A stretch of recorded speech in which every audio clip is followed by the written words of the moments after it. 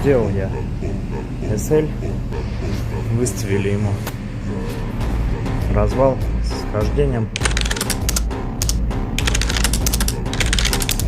Сейчас снаряд работами, со стоимостью. 2 прокладки клапанных крышек, рулевые тяги, одна, вторая, 2 шаровые, втулки стабилизатора, колодки, скрипели и патрубок. Система охлаждения его разъела уже от старости.